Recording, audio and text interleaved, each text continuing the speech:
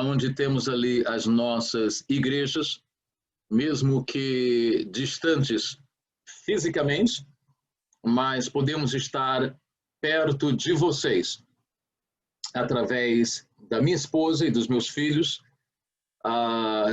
Estamos perto de vocês através do meu ministério, que sempre está ligado, em contato comigo, meu co-pastor, o pastor Carlos Santos. Agradeço o seu carinho, o seu trabalho, a sua fidelidade para manter os trabalhos em andamento, não apenas na congregação que ele pastoreia, mas ali na sede também.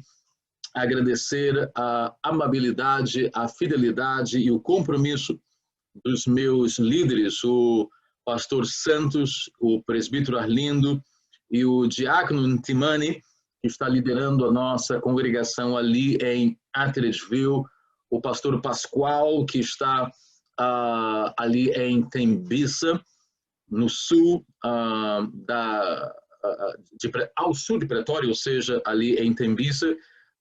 Também ao pastor Sérgio Mondlane, que está ali ao norte de Pretória, com a sua esposa, a irmã Fátima, trabalhando com o povo local, trabalhando com o povo Tsuana. E agradecemos a Deus de que os jovens da igreja, através da minha esposa Raquel, os adolescentes, através do nosso querido Flávio, o Nino, mais conhecido como Nino, também da mesma maneira os nossos irmãos que estão trabalhando com as senhoras, ou seja, nossa irmã Maria Augusto, juntamente com todas aquelas irmãs do nosso ministério, ou seja, a Sônia Chianga com as crianças e as professoras, seja a Eunice e outras que estão trabalhando sem cessar. A todos vocês, aleluia.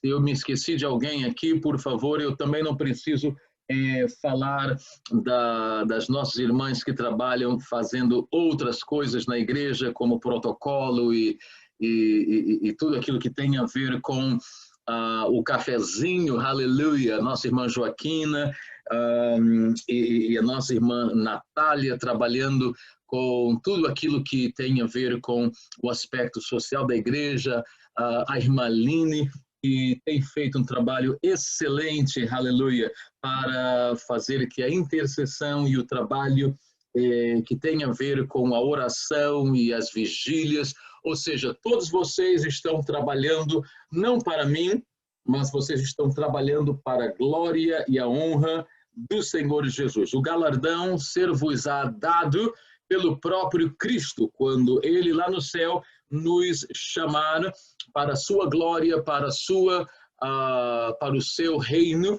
e Ele então disser, no pouco fostes fiéis, no muito eu vos colocarei, aleluia. E a todos vocês, querido pastor, querido presbítero, querido evangelista, querido diácono, você que tem trabalhado na igreja, seja nas áreas financeiras da igreja, você que tem trabalhado na área de administração da casa de Deus, você que tem trabalhado de certa maneira e ninguém vê, e ninguém está ali de olho, como nosso querido Guimarães, mas está fazendo um trabalhinho ali atrás e por causa do teu trabalho, Deus está honrando a igreja e o pouco que nós temos, olha, o Senhor está nos ajudando por causa da sua administração.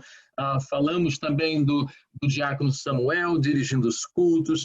Olha, teríamos que falar sobre muita gente que faz muita coisa para que o trabalho não pare, aleluia. Eu quero te dizer, eu reconheço e Deus está olhando o teu trabalho, aleluia. Sabe de que eu tenho que agradecer até ao Benjamin e agradecer ao Joshua, porque eu não estando ali em Pretória, mas esses dois meninos, eles abrem a igreja, eles varrem a fachada da igreja, eles têm certeza de que a nossa internet está funcionando, que as nossas plataformas de mídia social estão trabalhando adequadamente. Eles até antes do culto agora, eles estavam fazendo teste para o domingo e me disseram, olha pai, está tudo funcionando, está tudo em dia, porque além deles amarem a mim e saberem de que eu estou longe, eles amam a igreja e querem que a igreja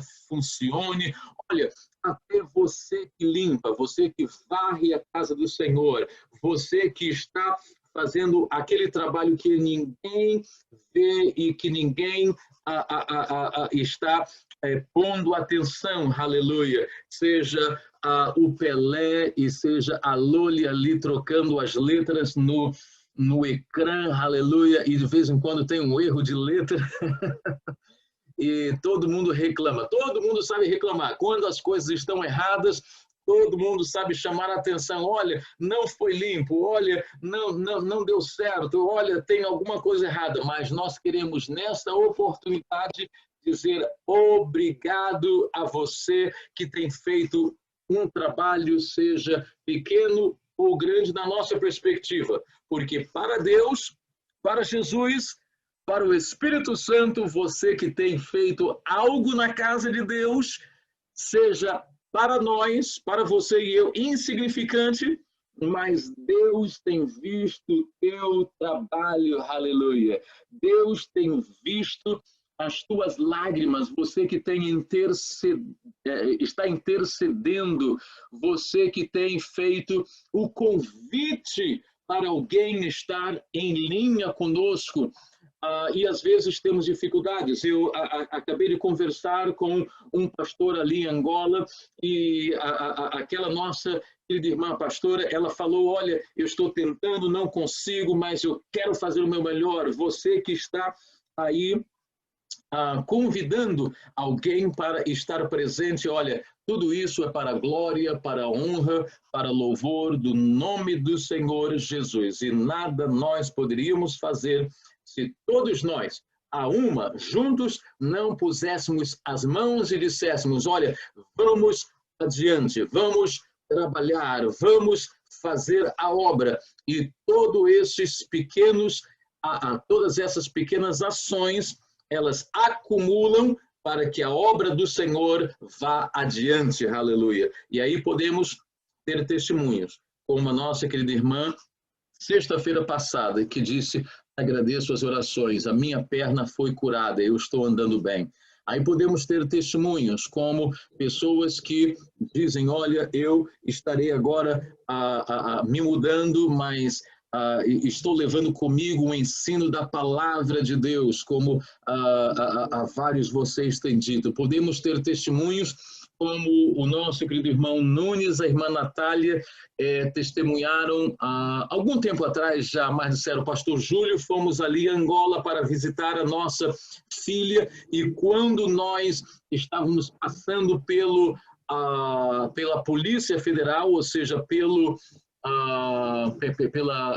imigração, é assim que nós dizemos, pela imigração para fazer o controle dos passaportes, o policial olhou para eles e disse, peraí, eu conheço vocês, aleluia, vocês são da igreja do apóstolo Júlio, a pessoa me conhecia os irmãos, e ele disse, olha, eu estive em Pretória, eu recebia Jesus no meu coração, eu fui à escola ali na África do Sul e agora estou de volta, consegui um trabalho, estou firme com Jesus, indo à igreja, ou seja, tudo isso é porque você fez alguma coisa para a obra de Deus, aleluia.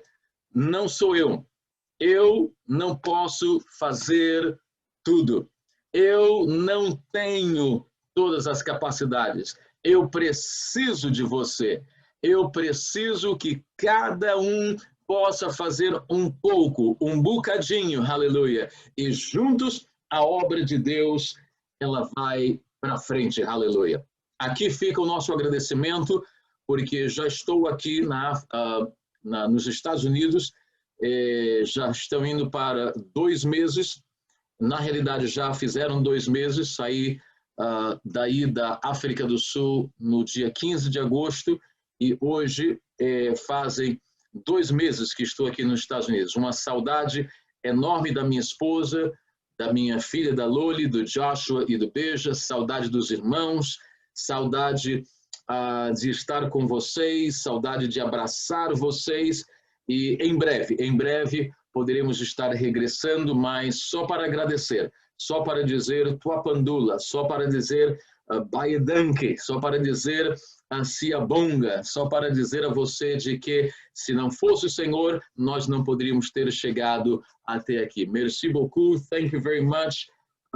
Grazie, não sei se tem alguém que fala italiano aí, mas olha, vamos à palavra do Senhor. Nesta oportunidade, queremos trazer um ensino da palavra de Deus nesta noite de ensino e gostaríamos de convidar a igreja para estarmos em Mateus, no capítulo 16, no verso 18, por favor. Se você tem sua Bíblia, eu não vou pôr no ecrã, porque como eu estou fazendo tudo, estou administrando, estou vendo os pedidos, estou olhando os chats, estou vendo tudo e mais alguma coisa, então não quero me embaralhar com diferentes janelas aqui no Zoom, mas se você tem a sua Bíblia, por favor, abra a sua Bíblia.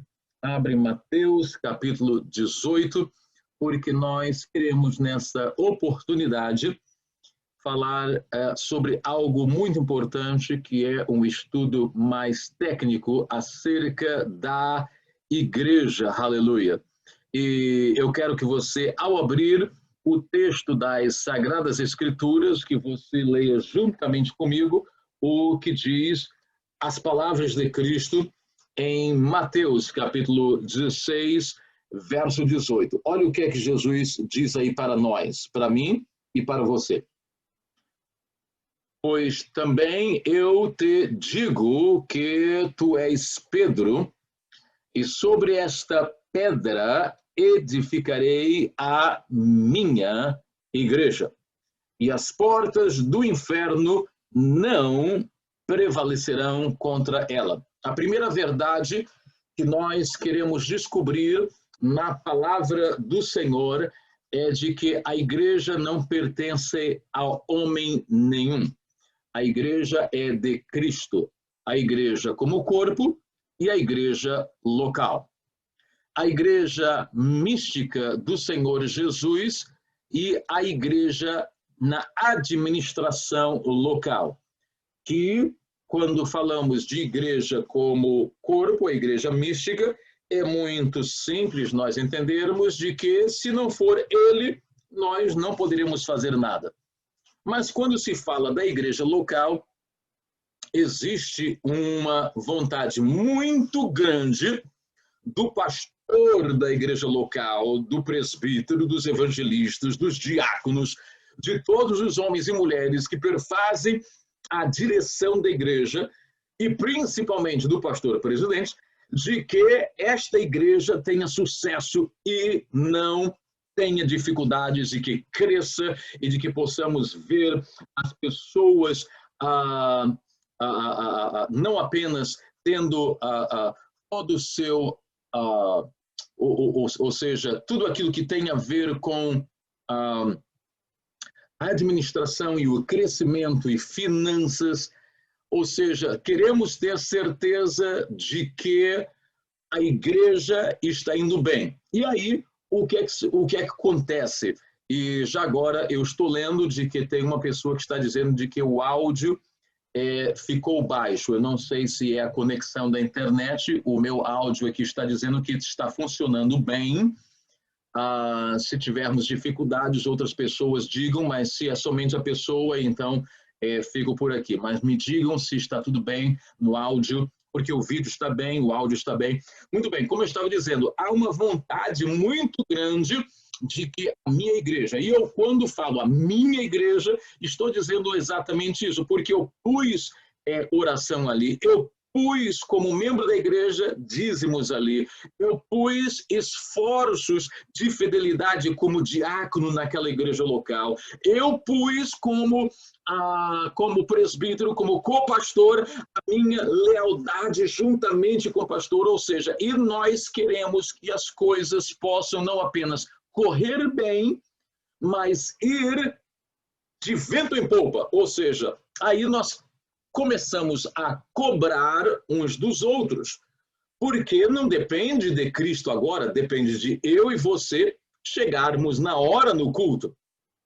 Depende de eu e você começarmos o culto na hora. Depende de eu e você darmos o dinheiro ali na oferta. Depende de mim e de você, nós fazermos o que é necessário fazer. Jesus não vai fazer e não podemos assim, doravante, dizer de que o diabo está fazendo alguma coisa contra a igreja. Não, sou eu e você que talvez não fazemos o que é necessário como igreja local. Eu ensino muitas vezes aos nossos pastores de que, olha, nós temos que tratar do templo, da casa de Deus, da melhor maneira. Eu não posso tratar da casa de Deus como se fosse a minha casa. Eu tenho de fazer melhor do que a minha casa. Se Salomão tinha um palácio lindo como casa dele, muito mais tem de ter o templo do Senhor. E por isso de que eu digo de que se a minha casa não está pintada, a igreja tem de estar pintada. Se a minha casa, a casa de banho, ou seja, o banheiro, como dizemos no Brasil, ela está cheirosa, a casa de banho lá na tua igreja, lá na congregação, lá em Atresville, em Tembiça, aonde quer que nós tenhamos igreja, irmãos, eu não posso entrar nesse banheiro e achar Satanás flutuando lá na casa de banho, não, o sangue de Jesus tem poder. Tem que estar limpo, tem que estar cheiroso, o negócio tem que estar assim, olha, quando o povo entra, tem que dizer, uau, eu quero fazer parte dessa igreja.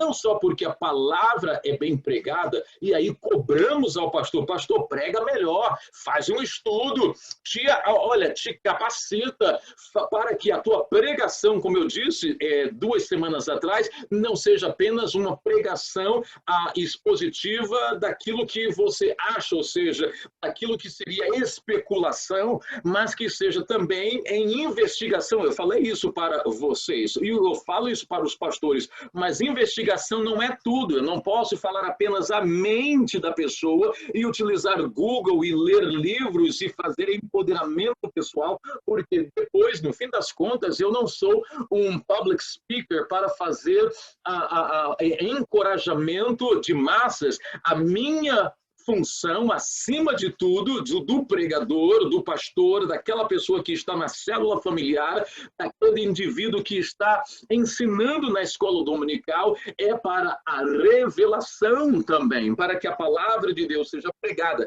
E aí o que acontece é de que todos nós começamos a cobrar um do outro. Cobrar por quê? Porque nós queremos que as coisas sejam feitas ordenadamente. Queremos cobrar porque queremos.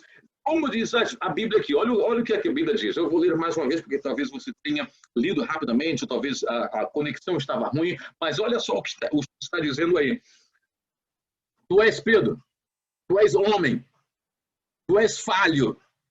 Você, algumas vezes, quer que as coisas dê certo, mas está fazendo tudo errado. É o que Jesus está falando aí. Algumas vezes você está dizendo, eu quero, olha que dê certo, mas está dando tudo para o torto, porque tu é Pedro, tu é homem, tu é mulher, tu é falho. Eu sou falho. Algumas vezes eu quero que as coisas andem, mas aí nós fazemos coisas erradas. E é por isso de que eu tenho um elenco de homens e mulheres comigo. Eu tenho a minha secretária, eu creio que ela não está na linha agora, mas a Aida é uma mulher excelente, ela é tenente do exército, é uma pessoa que sabe fazer as coisas na ordem, na regra, e eu tenho de ter essa pessoa ao meu lado, porque com esta pessoa ao meu lado, eu fico mais forte. Eu tenho uma tesoureira que é o Alberto, ele é um contabilista, na realidade ele é mais que contabilista, ele é agora a palavra me esquece agora no português, mas ele faz o trabalho de averiguar se as contas dos contabilistas estão bem, ou seja, ele fica de olho na companhia dele. Ou seja, esse homem, quando está ao meu lado, eu me sinto mais forte porque eu tenho uma pessoa capaz. Uma pessoa que trabalha nas contas no dia a dia, eu não assino livre, eu não assino cheque, eu não faço nada. Por quê? Porque esse homem, o meu diácono está ali, ele é capaz, ele faz o trabalho. E quando eu peço para esses homens trabalharem comigo, seja o Arlindo, seja o Carlos, seja o Guimarães, seja a Sônia, seja a Aida, seja os outros homens e mulheres que estão comigo, é por quê? É porque eu sei de que eu preciso de sabedoria que vem deles, aleluia. Quando eu peço essa multidão de conselhos, quando eu não me fecho, eu estou fazendo o quê? Eu estou ajudando que a igreja possa ir adiante. Por quê? Porque eu e você somos Pedro. E Pedro, significando uma pequena pedra, significa de que eu posso falhar. Olha o que é que a Bíblia diz aí. Tu és Pedro, mas, deixa eu ler aqui direito, para eu e você estarmos aptos para entender esse ensino aqui. Olha aí, te digo que tu és Pedro, e sobre esta pedra, ou seja, é a minha igreja, falando Jesus acerca da igreja dele, a igreja de Cristo. Então, o meu clamor hoje a você, pastor, a você, minha querida missionária, a você, meu querido diácono, a você, meu querido obreiro, presbítero, evangelista, vamos dar a igreja de volta para Jesus. A igreja dele, então, vamos dar para ele, porque ele tem de fazer tudo o que ele quer fazer para que a igreja possa ir adiante, porque ele conhece as estações da igreja, ele conhece os tempos da igreja, ele conhece os ataques que vêm contra a igreja, e é por isso de que ele diz a minha igreja. Quando nós entendemos que a igreja é de Cristo, as portas do inferno não vão prevalecer contra ela, o que significa de que, olha aí, de que as portas do inferno não prevalecerão, porque a Bíblia diz, porque a igreja está edificada como igreja de Cristo. Ela não pode ser igreja da denominação, mesmo de que denominação não é problema. Ela não pode ser igreja do ministério, mesmo de que o ministério não é problema. Ela não pode ser igreja do Beltrano, do fulano, do cicrano, mesmo de que ter o nome e muitas vezes ter a pessoa, a figura do pastor, às vezes é importante, porque tem a ver com a chamada ministerial do homem para aquela igreja, mas lembramos nesta feita, doravante, de que a igreja é de Cristo e é feita por homens. Essa é a primeira parte do ensino nesta noite. Ora, eu poderia agora entrar numa área mais técnica e, se me permitem, permitam-me agora. A minha esposa está dizendo que a Aida é coronel. A Aida, eu creio que já é tenente. Queridos irmãos, a Bíblia Sagrada, ela explica a igreja no contexto antigo, e eu estou lendo aqui, por favor, se você puder tomar anotações e escrever, nós poderíamos ir a Deuteronômio capítulo 8, verso 16, poderíamos ir também a Levítico 10, 17, Números 1, 16, para ver a linguagem do Antigo Testamento. E a linguagem no Antigo Testamento, quando falava de assembleia ou de congregação, tem a ver com a palavra kahal, que significa congregar o povo. Na Septuaginta existem 70 menções dessa palavra que tem a ver com convocação do povo. Então, quando nós estamos na igreja, no culto, existe uma convocação. Hoje, nesse momento, eu e você somos igreja aqui, porque eu e você estamos convocados, estamos ligados e estamos sendo igreja. William Barclay fala no seu livro As Palavras do Novo Testamento, de que a palavra igreja no grego, estamos falando agora do Novo Testamento, é eclésia. E eclésia, que era uma linguagem agora do mundo grego, que tinha a ver com a mesma questão de convocar, de chamar,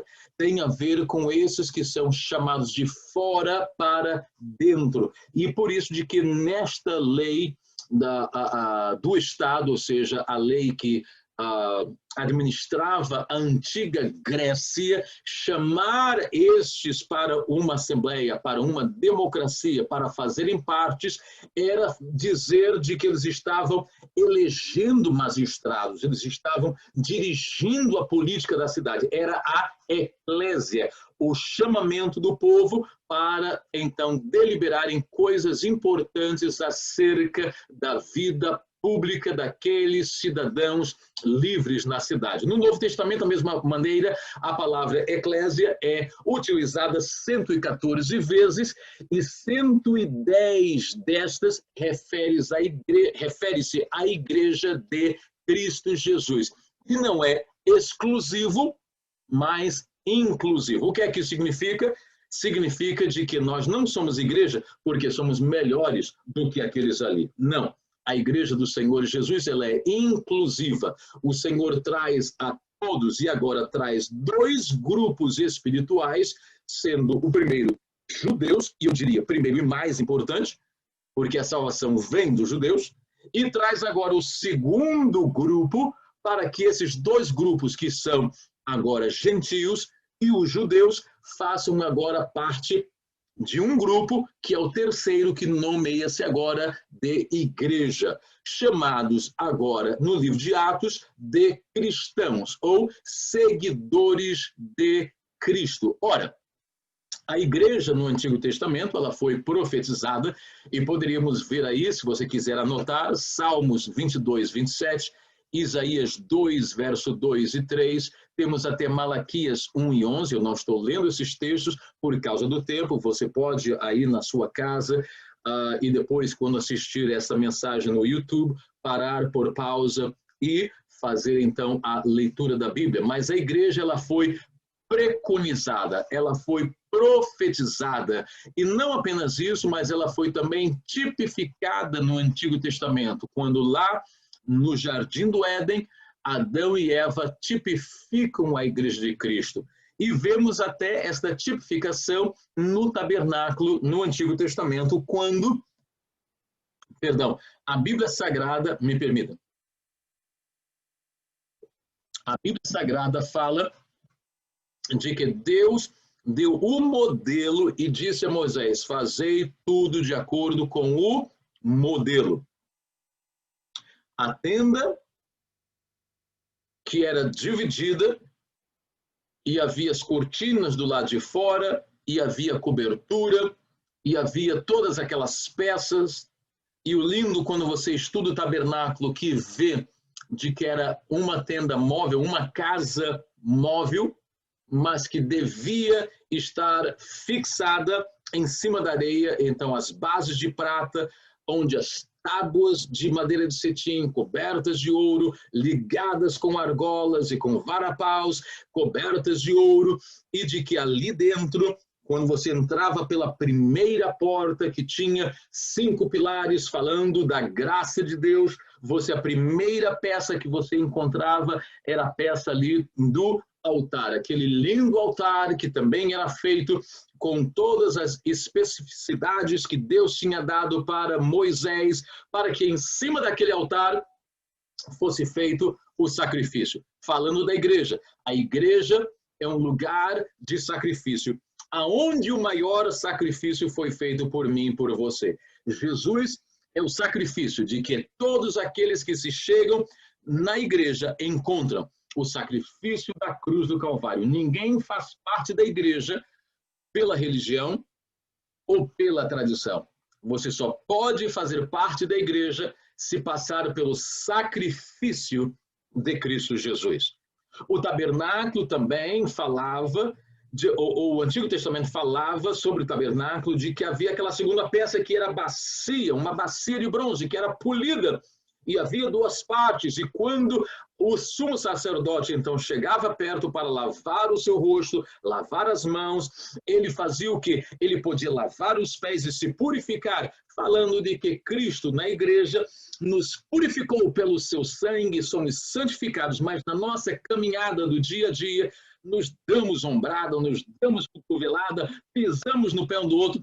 Quem foi de vocês que nunca pisou no pé do teu irmão? Aleluia! Todos nós temos feito isso e temos que fazer o quê? Pedir perdão, temos que lavar, temos que purificar pela lavagem da água que é a palavra de Deus. Por isso de que nós pregamos a palavra, por isso de que nós andamos de acordo com a palavra pela santificação, para entrarmos no lugar santo. Olha a igreja aí, como ou simbolizada nesta tipologia do Antigo Testamento. Quando você entrava ali naquelas portas, naquelas cortinas, você achava então 3 peças lindas, aleluia. A primeira peça, a tua parte direita, era a mesa da proposição, de que também pelas suas especificidades era feita e havia ali 12 pães arrumados de maneira de que falava de ordem, falava de decência, falava de que Deus estava tendo comunhão com o seu povo, aleluia. Quando você olhava ali em frente, tinha então outra peça de que era o incensário, aonde o sumo sacerdote tinha de entrar e sempre especificar, porque ali falava das orações dos santos, a oração minha e tua, a oração de que tem a ver lá em Apocalipse, de que é aquele cheiro que sobe a presença de Deus, e a igreja é um lugar de oração. Não vamos perder isso de mente, não vamos perder isso na nossa atividade. Algumas vezes podemos estar tão no corre-corre e com tantas atividades que nos esquecemos de que uma das principais atividades da igreja é parar e orar. E a Bíblia diz, se você traz a tua oferta e você está mal com teu irmão, não entregue a oferta, sai fora, atavia, ou seja, refaz o teu relacionamento com teu irmão e depois vai entregar a tua oferta para que o teu Deus te escute as tuas orações. Fala até a mim, como esposo, de que eu não posso estar brigando com a minha mulher e falando mal da minha mulher e dando na minha mulher e depois eu vou tentar orar. Deus não ouve a oração. E vice-versa, da mulher para com o marido. E a Bíblia fala sobre todo um contexto de oração que é importantíssimo na igreja. Por isso de que a nossa igreja tem intercessão, tem vigília, tem grupos de oração. Por quê? Porque esse incensário tipificado no Antigo Testamento é o símbolo da igreja também. E depois tinha um candelabro, e esse candelabro fala da luz, aleluia. Tem de haver luz em nossos cultos. Temos que ter revelação em nossos cultos. Temos que ter a profecia em nossos cultos. Temos que ter a palavra não apenas pregada, que é o profetei, que significa falar da vontade de Deus para o povo. Isso é um tipo da profecia, mas a profecia também do vidente ou do profeta que fala os escondidos. E Paulo, falando sobre isso, diz de que ele, falando sobre a ordem no culto e na igreja, ele diz de que nós gostaríamos de que quando falassem em línguas estranhas, então fale 1 ou 2 para que haja o quê? Interpretação. E ele até diz para que nessa igreja local, entrando o que não conhece a Deus, entrando o que está chegando ali e não acha que aquilo ali é bom, quando a pessoa entra e Deus te pega na língua estranha, há o quê? Então começa a se revelar o intuito do coração do homem e aquele homem vai dizer, aquela mulher vai dizer, realmente o Senhor está neste lugar, aleluia. Isso não fala de você estar falando dos problemas dos outros, não é isso. Mas tem a ver com a revelação, com a profecia. A igreja é um lugar de milagres, aleluia. A igreja também, no Novo Testamento, é uma embaixada para que as pessoas possam vir e entender de que ali estão protegidas dos ataques do inimigo. Deixe-me dizer isso na seguinte vertente, é de que quando nós estamos em um país estrangeiro e você tem um problema, onde é que você pode se esconder? Você pode se esconder na sua embaixada. Eu, como brasileiro, na Embaixada do Brasil, o americano se esconde na Embaixada Americana. Por quê? Porque aquele país, com a polícia, com o exército, não podem entrar, não tem direito de entrar na embaixada. Interessante, não? E sabe de que a embaixada americana, nesse sentido, pode ter tudo e mais alguma coisa ali dentro, mas o que eles têm são pessoas. E que pessoas são essas que estão na embaixada? São os americanos. E quando você entra ali, existem os Marines que estão protegendo, estão com as armas e metralhadoras, e aquelas armas são deles, mas estão em país alheio. Eu quero te dizer uma coisa, nós estamos no mundo, mas não somos do mundo, nós somos uma embaixada para que todos aqueles que são cristãos, que estão sendo atacados pelo inimigo, quando você entra na igreja, você tem proteção. Aí você vai dizer, mas eu sou igreja. Sim, essa tipologia tem a ver com entendermos de que a proteção de Deus para nós, aleluia, a proteção de Deus para eu e você que estamos sendo atacados, venha para a igreja, esteja na igreja. E é por isso de que a Bíblia Sagrada diz que nós não devemos nos esquecer de reunirmos. E, infelizmente, alguns têm se esquecido de se reunirem, ou têm deixado, ou não estão nem aí, e se tornaram apáticos. E olha aqueles cristãos de que até, infelizmente, pela tradição, apenas vêm à igreja quando as coisas não vão nada bem. Que não possamos ser assim, mas que possamos ser realmente igreja de Cristo Jesus, não apenas como embaixada, mas como um hospital, aleluia. A igreja como hospital significa de que todos nós, queridos, de eu a você, estamos sendo tratados.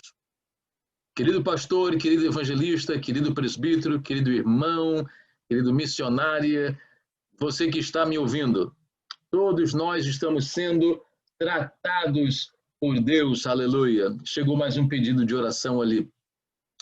Todos nós estamos sendo tratados na nossa alma, na nossa mente, vícios antigos, tratados de situações de que talvez você diga, olha, se não for o Senhor, eu não sei. Há pessoas que ficam na igreja 1, 2, 5, 10 anos, mas nunca se deixam ser tratados, porque Deus, o Espírito Santo, ele é cavalheiro, ele quer tratar na tua alma, ele quer tratar no teu coração. A igreja é um hospital. E quem é o médico? O médico é Jesus. E por isso de que na igreja, lembramos-nos assim, de que ela é uma embaixada, mas ela é uma escola, é um hospital e também nesse último exemplo, ela é uma escola. E o que é que nós fazemos na escola? A escola é para ensinar, e isso é o que nós fazemos todos os dias, em todos os cultos.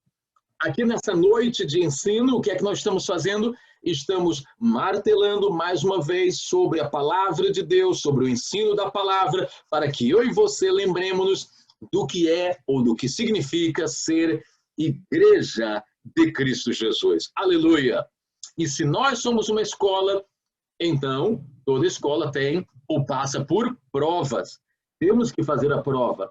E sabe de que Deus, ele de vez em quando, nos leva ao exame, nos leva ao teste. E ele quer saber se eu e você estamos aptos para passar de ano, ou seja, para sermos promovidos no trabalho, na obra, naquilo que ele deu em nossas mãos. Quando a nossa fé cresce, é porque ela é provada. Quando nós recebemos um ministério e somos reconhecidos pela igreja, e somos consagrados na igreja local e reconhecidos pela denominação, digamos, nós estamos sendo provados. Eu sempre digo para os meus obreiros de que existe tempo para todas as coisas.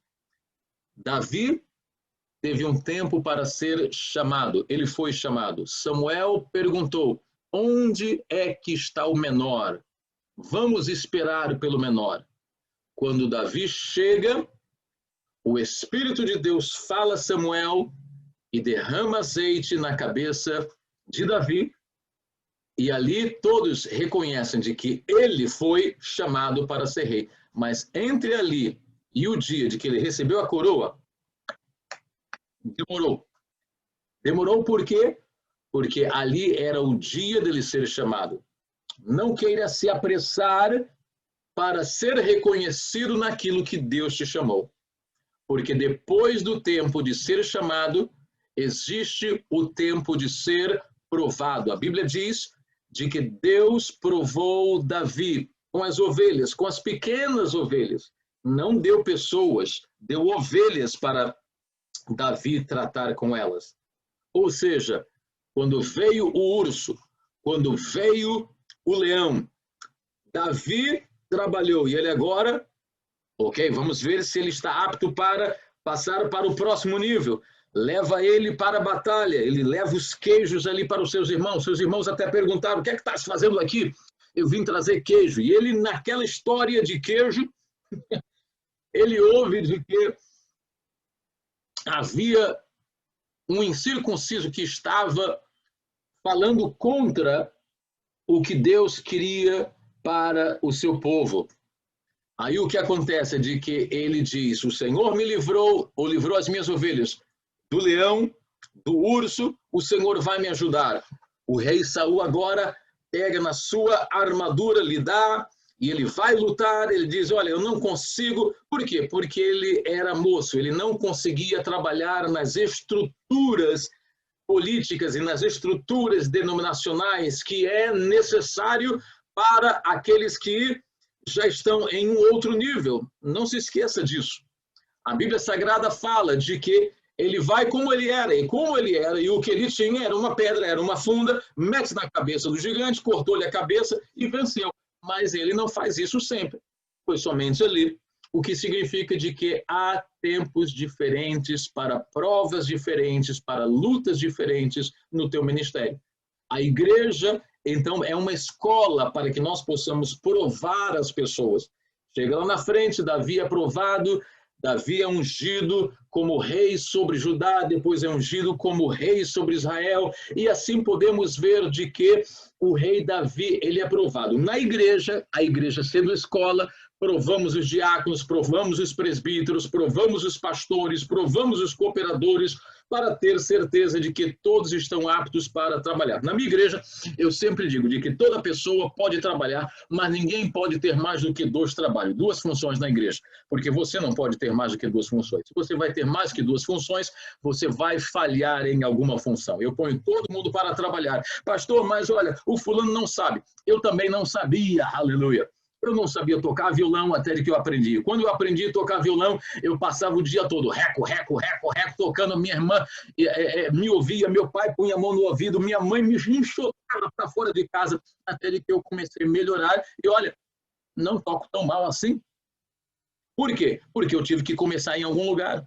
Eu hoje prego, eu não prego bem, eu não sou um dos melhores pregadores, ao contrário, eu vejo muitas falhas em mim, mas comecei a pregar. Eu tenho certeza de que as primeiras pessoas que me ouviram disseram, meu Deus, tem misericórdia desse homem. Por quê? Porque eu pregava muito mal, eu ensinava muito mal, mas sabe o quê? Alguém me deu a oportunidade para pregar, porque eu não posso nascer sabendo tudo. Sabe o que é que eu faço como pastor? E é o meu conselho para você, pastor que está nessa linha, para você, cooperador lá na tua congregação, o que eu faço é o seguinte, eu pego um pedaço de papel, eu amasso esse pedaço de papel e eu deixo cair esse pedaço de papel no chão. E eu vejo quem é que pega. Quem pegar, quer trabalhar. Quem só quer estar no púlpito, quem só quer estar na plataforma, quem só quer estar de gravata, de Bíblia na mão, e dizendo, acende o Senhor, só quer se amostrar, só quer posição. A pessoa que vai pegar o papel, a pessoa que faz o trabalho da portaria, a pessoa que faz o trabalho de ajudar e de carregar, essa pessoa é a pessoa que deve estar com os trabalhos, aleluia. Ou seja, se alguém, não é de que eu quero que alguém me pegue a Bíblia, não, a Bíblia é minha, eu carrego ela onde eu vou, mas se alguém vem me ajudar, essa pessoa deve ser vista como uma pessoa que deve trabalhar na igreja. Por isso de que a igreja é uma escola, nós ensinamos as pessoas a fazerem o trabalho, nós ensinamos e corrigimos. Eu não posso exigir das pessoas algo a qual eu não ensinei elas, eu preciso de treinar elas, eu preciso de falar a elas, e é claro, quando elas erram, porque todos vão errar, o que acontece é de que nós, então, chamamos à parte, não falamos em público, à parte, e dizemos, olha, a melhor maneira seria ser feita desta maneira aqui. O que significa de que a igreja, recapitulando, é uma embaixada, é um hospital, é uma escola, aleluia. E por isso de que nós nos prezamos em estar na igreja, que é a multiforme graça de Deus, aleluia. E a igreja, então, começa como corpo de Cristo no dia de Pentecostes. E ao começar, ela é fundada na morte, na ressurreição e na ascensão de Cristo, como diz, escreva aí o verso, anote, Gálatas 3, 23 ao 25. O Espírito Santo é dado, é derramado sobre a igreja, e a igreja agora começa a crescer naquilo que nós já dissemos, que é a igreja universal, ou seja, em todo o mundo, que agora tem a igreja triunfante, que é aquela que já está no céu, está esperando o dia do arrebatamento, são os heróis da fé, e tem a igreja militante, aquela que está agora trabalhando, militando, fazendo trabalho até o dia que Cristo nos chamar a todos para irmos para os céus. Existe a igreja local, existe essa igreja local na cidade, nas províncias, nas casas, e claro de que esta igreja aí, ela não é. O que é que a igreja não é? A igreja não é um edifício, porque todas as vezes, tradicionalmente, religiosamente, que alguém diz, olha, fui à igreja, nós deveríamos pensar no fui à igreja no sentido de que fui à reunião da igreja, porque a igreja não é um prédio. A igreja também não é uma denominação.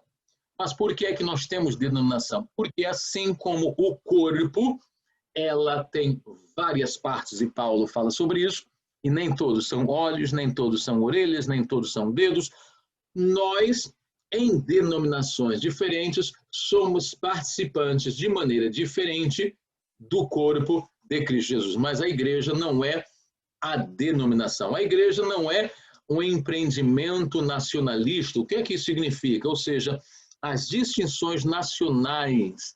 Portanto, a igreja não é igreja porque ela é do branco da Europa e não é igreja porque é igreja do negro na África.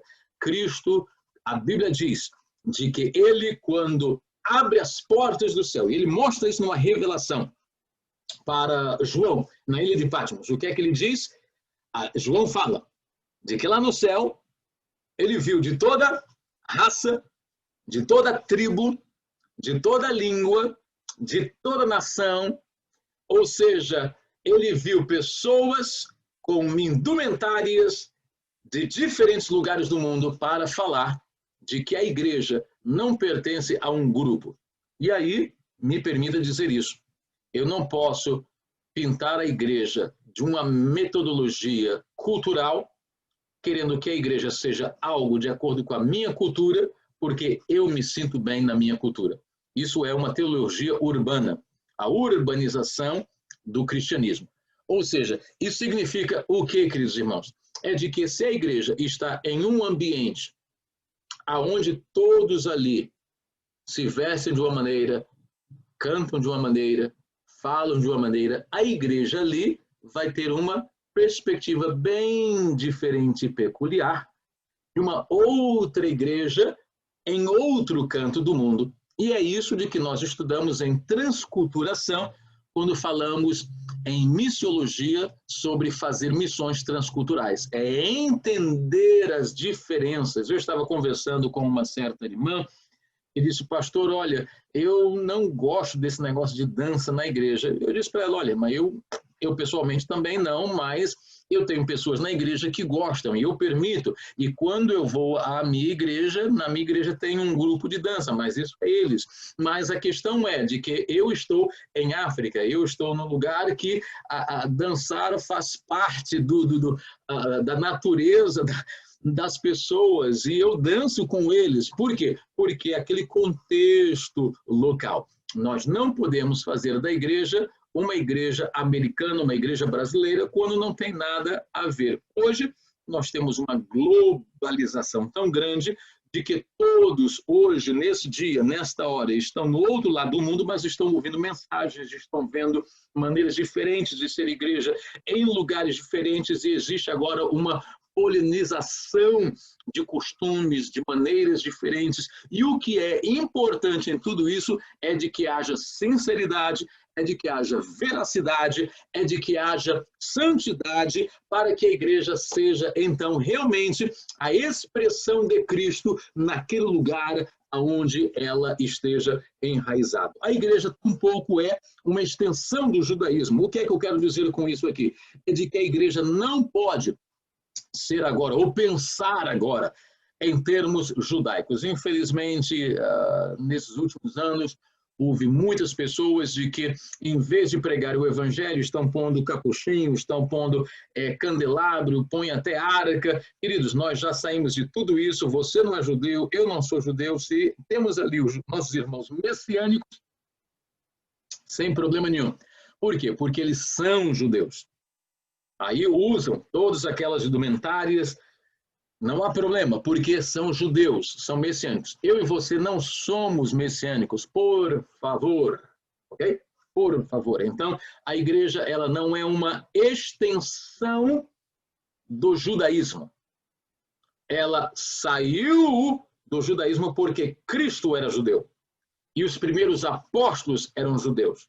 Depois que a igreja transmutou para a Europa, a igreja na Europa, depois que ela passou para outros lugares na Ásia Menor, a igreja na Ásia Menor. Depois, quando no Novo Mundo veio para as Américas, a igreja nas Américas. E cada um tem, então, a sua maneira diferente. E quando estudamos, então, o Antigo Testamento, é tudo que nós precisamos. E aí eu volto ao livro de Atos, aonde a palavra de Deus fala de que os apóstolos perguntaram: o que é que nós vamos fazer com os nossos novos irmãos?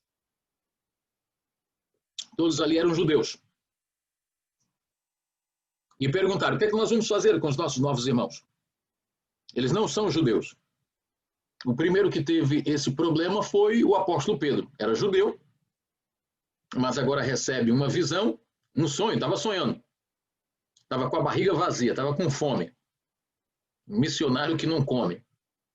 Aí sonhou com carne, com boi, com bife, com salsicha. Só que tudo que Deus mostrou para ele no sonho, num lençol grande, era carne ou tipos de animais que, pela sua cultura judaica, ele não podia comer. Aí no sonho faz o quê? A voz sai e diz: mata e come. Ele diz: não, porque nunca entrou nos meus lábios carne impura, ou seja, de acordo com a tradição judaica. Aí o que acontece? De que ele acorda, está ali agora batendo na porta, alguém dizendo: olha, vem porque o centurião está querendo falar contigo, porque Deus agora já estava trabalhando com Cornélio para que alguma coisa acontecesse na sua casa, porque ele era um homem que dava esmolas, era um homem que estava buscando a Deus e Deus queria salvar. Aí ele vai, Pedro vai lá pregar o evangelho. A Bíblia Sagrada diz lá no livro de Atos de que chega ele e um judeuzão entra na casa de um romano pagão, estatuetas, altares. Aí ele quer saber acerca de Jesus. Pedro fala de Jesus, explica o amor de Deus e para o seu espanto, a Bíblia diz de que aquela casa toda recebe a Jesus. Foi uma conversão instantânea ali naquele povo. Aí Pedro fala para os apóstolos na reunião, na convenção lá de Atos capítulo 15, dizendo: olha, eu preguei o evangelho e eles aceitaram Jesus, mas pior, vocês não sabem o pior, é de que eu pus a mão sobre eles, eu orei, e eles receberam o batismo no Espírito Santo. Eles começaram a falar em línguas, ou seja, ninguém nunca tinha falado de línguas estranhas para esse povo, e esse povo falou em línguas estranhas. Quem sou eu, então, para não permitir que eles sejam batizados nas águas se Cristo batizou eles no Espírito Santo? Ou seja, para encurtar a história aí, é de que a igreja, ela tinha agora gentios. E aí eles perguntam: o que é que nós vamos fazer com esses irmãos? Aí Tiago, o irmão de Jesus, fala nessa reunião dizendo o seguinte: nós não podemos pedir a eles algo que é nosso. Nós somos judeus, eles não são. Nós nos circuncidamos, eles não são necessários circuncidar. Então, o que é que nós vamos pedir? eu tenho certeza, quero crer, me permitam agora parafrasear e imaginar que eles tenham orado, que eles tenham até tido um dia para separar jejum e oração e pedir a sabedoria de Deus. Senhor, o que é que nós vamos fazer com os irmãos que não são judeus? Vamos pedir para que eles ponham um lenço. Como é o nome desse lenço que se põe ao redor do pescoço, os judeus? Vamos pedir então para que eles ponham a coisinha na cabeça, para quando entrarem no culto tenha o bonezinho na cabeça. Como é que se chama esse negócio na cabeça? Vamos pedir de que eles então guardem o sábado. Vamos pedir o que para eles? A Bíblia é bem clara, não pediu nada disso. Pediram apenas de que eles assim pudessem não comer carne sufocada, nem o sangue, e se abster da prostituição. Então, mais uma vez, a igreja não é uma extensão do judaísmo. Judeus e pagãos agora são salvos para fazerem a Igreja de Cristo Jesus. Para terminar aqui, porque o nosso horário tem chegado ao fim, a igreja também, ela não é o reino de Deus, mas faz parte do reino de Deus. Então a igreja é a vontade, é o propósito de Deus na terra, para a salvação do homem, para que através dela o homem possa receber a pregação da palavra. E a pregação da palavra, já agora, não é a pregação de púlpito, é a pregação pela vida. Não é a pregação simplesmente que eu e você podemos fazer do púlpito para baixo, mas que todo cristão precisa pregar com a sua vida, e é por isso que eu e você somos sal da terra e luz do mundo. Aleluia! E esta pregação no trabalho, no mercado, você aí cortando grama, né? Temos alguns irmãos da chamada que cortam grama. Você que está vendendo, temos algumas pessoas que vendem no mercado. A você que está na escola, você que está na política, você que está no banco, você que está na escola como professora, aonde nós estivermos, a dona de casa, olha, não importa, nós pregamos o evangelho com a nossa vida, aleluia. Portanto, a igreja é agora o reino de Deus como embaixada, como hospital, como escola, dentro da sociedade, para que Cristo seja revelado a todos que possam ouvir. E hoje temos televisão, hoje temos rádio, hoje temos internet. Eu estava assistindo no Instagram, eu estou achando lindo, lindo, lindo, de que enquanto alguns estão usando o TikTok para dançar e para fazer dancinha, temos jovens cristãos na América que estão usando o TikTok para pregar o evangelho, para falar de quem Cristo é. Lindo, lindo, lindo. Por quê? Porque temos todas essas ferramentas e não podemos nos esquivar de mostrar Cristo Jesus em nossas vidas. Aleluia. Vou ficar por aqui, porque precisaria de muito mais tempo para falar muito mais acerca da igreja. Mas termino dizendo, e voltando ao texto original do nosso estudo, de que a igreja ela é de Cristo. Ele diz, a minha igreja, ela será edificada. E se ela for edificada, então as portas do inferno não poderão vencer contra a minha igreja. Seja participante da igreja, seja amante da igreja, seja igreja aonde você estiver, aleluia, para que Cristo possa então, assim, desta maneira, a todos abençoar e a todos trazer da sua paz, da sua graça, do seu benefício, do seu beneplácito sobre cada um de nós.